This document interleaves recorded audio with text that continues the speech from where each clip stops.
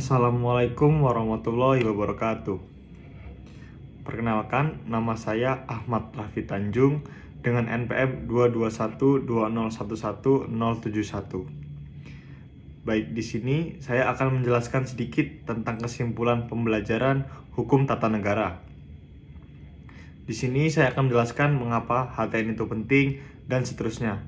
Dan juga saya akan membahas salah satu materi dari sekian banyak materi dari hukum tata negara yang menurut saya paling menarik untuk dipelajari hingga dipahami. Selanjutnya, ilmu hukum tata negara pada dasarnya adalah ilmu hukum yang secara khusus mengkaji persoalan hukum dalam konteks kenegaraan secara mendalam dan terperinci.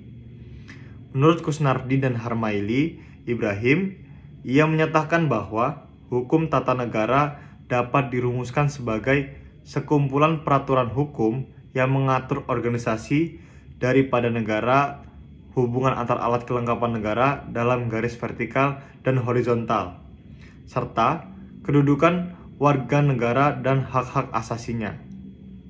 Namun, jika menurut Lockman, hukum tata negara adalah hukum yang mengatur organisasi negara. Baik, sebelum menjelaskan lebih lanjut tentang hukum tata negara, kita harus terlebih dahulu mengerti tentang apa itu tata negara. Tata negara adalah suatu sistem dan lembaga-lembaga yang mengatur cara-cara pemerintahan suatu negara.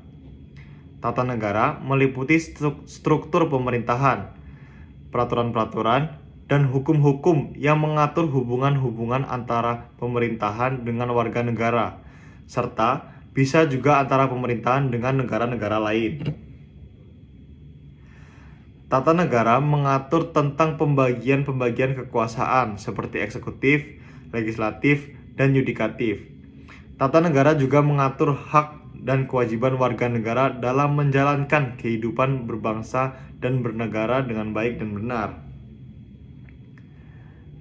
Dan juga, hukum tata negara itu sendiri berisi tentang mempelajari berbagai teori dan praktik dalam penyelenggaraan yang dikenal di berbagai negara. Hukum tata negara mencakup berbagai isu mengenai relasi antar lembaga negara dan antara negara dengan warganya. Bagaimana negara itu ditata, diorganisasikan, untuk dikelola dalam mencapai tujuan negara.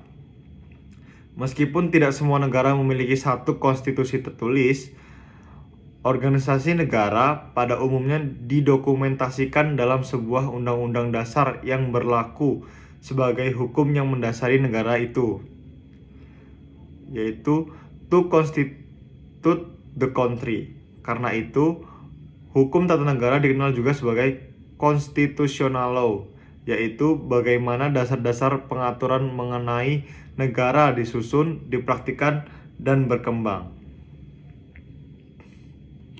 Baik, selanjutnya, objek kajian hukum tata negara itu sendiri meliputi yang pertama, konstitusi, yaitu konstitusi sebagai hukum dasar beserta berbagai aspek mengenai perkembangannya dalam sejarah kenegaraan yang bersangkutan, proses pembentukannya dan perubahannya, kekuatan pengikatnya dalam peraturan perundang-undangan, cakupan substansinya ataupun muatan isinya sebagai hukum dasar tertulis.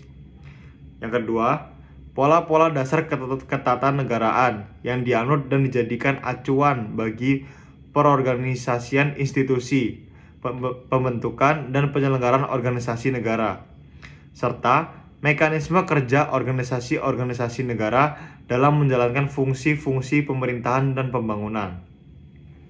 Yang ketiga, struktur kelembagaan negara dan mekanisme hubungan antar organ-organ kelembagaan negara baik secara vertikal maupun secara horizontal. Yang keempat, prinsip-prinsip kewarganegaraan dan hubungan antara negara dengan warga negara beserta hak-hak dan kewajiban asasi manusia, bentuk-bentuk prosedur pengambilan putusan hakim, serta mekanisme melawan putusan hakim. Baik, selanjutnya saya akan menjelaskan ruang lingkup hukum tata negara. Ruang lingkup hukum tata negara itu sendiri sering dibahas dengan ilmu negara, ilmu administrasi negara, dan ilmu politik. Yang pertama, yaitu hubungan hukum tata negara dengan ilmu negara. Kedua keilmuan ini saling terkait. Banyak pembahasan pada ilmu negara yang mendasari hukum tata negara, maupun sebaliknya. Oleh karena itu, ilmu negara dengan hukum tata negara sangat berkaitan erat, karena ilmu negara menjadi ilmu pengantar hukum tata negara. Kemudian, yaitu hubungan hukum tata negara dengan hukum administrasi negara. Dalam hal ini, hukum tata negara memberikan kerangka hukum dan prinsip-prinsip yang mengatur cara negara dijalankan secara umum, sedangkan hukum administrasi negara memfokuskan pada aspek administratif dalam pelaksanaan tugas-tugas pemerintahan. Kedua bidang hukum ini sangat saling melengkapi. Oleh karena itu, untuk memahami sistem pemerintahan suatu negara secara menyeluruh, perlu memahami kedua bidang hukum ini. Selanjutnya, hukum tata negara dengan ilmu politik. Hukum tata negara memberikan kerangka hukum yang mengatur sebuah negara beserta institusinya, sedangkan ilmu politik memberikan pemahaman dan analisis tentang bagaimana institusi tersebut bekerja dan berinteraksi dengan masyarakat. Misal, konsep kekuasaan negara dan mekanisme pemisahan kekuasaan yang ada pada ilmu politik itu juga menjadi dasar dari hukum tata negara. Selanjutnya, saya akan membahas tentang sumber hukum tata negara. Sumber hukum tata negara dibagi menjadi dua, yaitu material dan formil. Sumber hukum material menurut Jimli Asidik adalah pandangan hidup bangsa Indonesia yang tercermin dalam perumusan sila-sila Pancasila yang dijadikan falsafah hidup bernegara ini. Ini juga sudah diatur dalam pasal 2 Undang-Undang Nomor 12 Tahun 2011. Di dalamnya menegaskan bahwa Pancasila merupakan sumber segala sumber hukum. Artinya, Pancasila adalah sumber hukum material dari hukum tata negara. Kemudian, sumber hukum formil. Yang pertama yaitu konstitusi. Konstitusi itu sendiri dibagi menjadi dua, yaitu konstitusi tertulis dan tidak tertulis. Pada konstitusi tertulis dikenal dengan Undang-Undang Dasar 1945. Kemudian pada konstitusi tidak tertulis yaitu kesadaran hukum dan praktik penyelenggaraan negara yang dicita-citakan dan diidealkan. Yang kedua adalah peraturan perundang-undangan. Peraturan perundang-undangan merupakan peraturan tertulis yang berisi norma-norma hukum yang mengikat untuk umum yang ditetapkan oleh legislator. Peraturan perundang-undangan juga memiliki hierarki, yaitu diatur pada pasal 7 Undang-Undang Nomor 12 Tahun 2011 tentang hierarki peraturan perundang-undangan, yaitu yang pertama Undang-Undang Dasar 1945, di bawahnya ada TAP MPR, kemudian peraturan pemerintah pengganti undang-undang, kemudian peraturan pemerintah, lalu peraturan presiden, lalu perda provinsi, dan yang terakhir perda kabupaten atau kota. Sumber hukum yang ketiga adalah jurisprudensi. Jurisprudensi merupakan kumpulan putusan-putusan pengadilan mengenai persoalan ketatanegaraan yang setelah disusun secara teratur memberikan kesimpulan adanya ketentuan hukum tertentu yang ditemukan dan dikembangkan oleh badan peradilan. Dan yang keempat yaitu doktrin ketatanegaraan. Artinya adalah ajaran-ajaran tentang hukum tata negara yang ditemukan dan dikembangkan dalam dunia ilmu pengetahuan sebagai hasil pendidikan dan pemikiran sesama berdasarkan logika formal yang berlaku.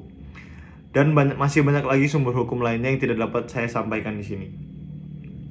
Kemudian, materi selanjutnya yang akan saya jelaskan ialah materi yang menurut saya sangat menarik untuk dipahami dan dipelajari secara mendalam. Materi yang saya anggap menarik ialah materi tentang lembaga perwakilan. Namun, subbab yang sangat menarik buat saya yaitu pada bagian pemilihan umum, yaitu pada bagian macam-macam sistem pemilihan umum, yaitu pada macam-macam sistem pemilihan umum. Akan tetapi, umumnya berkisar dua prinsip pokok, yaitu Yang pertama, single member constituency, yaitu satu daerah memilih satu wakil.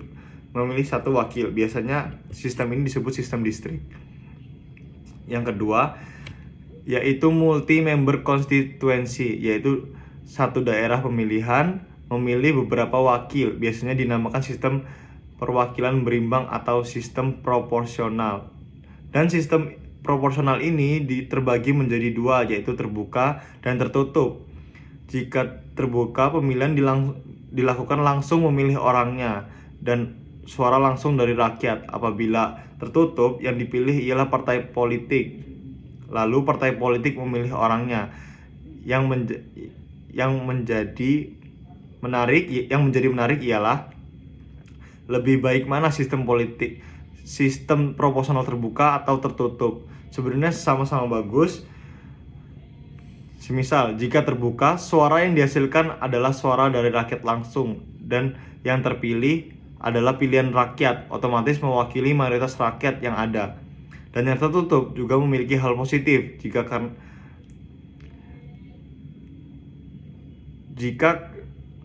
kita memilih partai politik dan partai politik yang menyeleksi dan memilih siapa orang yang akan terpilih, otomatis suara yang akan dihasilkan lebih berkualitas dari sistem terbuka, karena seharusnya orang yang ada pada partai politik seharusnya orang-orang yang sangat berkualitas dan sangat amat mengerti tentang politik. Jika dibandingkan sistem terbuka yang dimana suaranya dari berbagai kalangan, dari orang yang mengerti tentang politik maupun sampai orang yang tidak mengerti tentang politik, suara tersebut disamaratakan. Jadi kurang berkualitas suara yang dihasilkan.